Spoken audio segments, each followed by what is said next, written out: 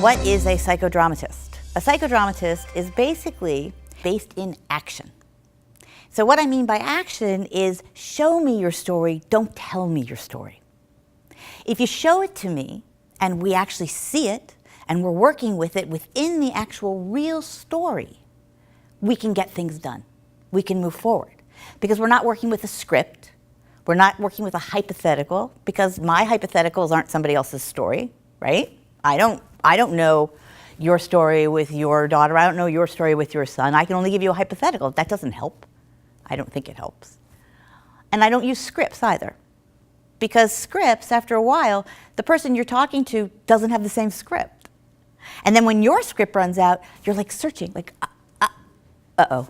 And so then the social difficulties come right back up. So when I'm working with anybody, when I'm working with parents, when I'm working with young adults, when I'm working with teens, couples, and even when Jonathan and I are working with families, which I'll talk about later in this, I do it all in the same way. And that's how we're going to do this workshop tonight. We're going to do this workshop in action. All right? So there's reasons for doing it in action. There's been many studies done that say the most senses you can use while you're learning something, the better it integrates. So by doing things in motion, by speaking, by standing, things are getting into your mind, into yourself, because it's all coming from all different directions. And it also teaches you to be spontaneous, to be yourself in a moment, to be spontaneously yourself in the moment. And what does spontaneity mean? So spontaneity isn't, improv comedy. Spontaneity isn't like, I can make you laugh by telling you like every joke in a movie.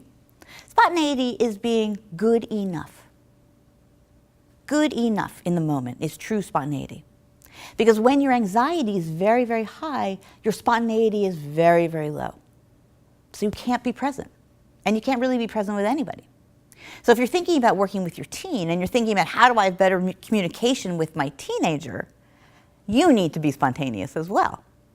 You need to let your anxiety about whatever the situation go, just like they do, and we'll talk about that and we'll work on that later, so that you can be spontaneously in the moment with them.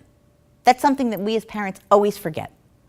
We're always sort of thinking down the lines, like, this conversation is not working, which is going to mean that this is going to happen, which is going to mean that this is going to happen, which is going to mean this, and then you're going to get grounded.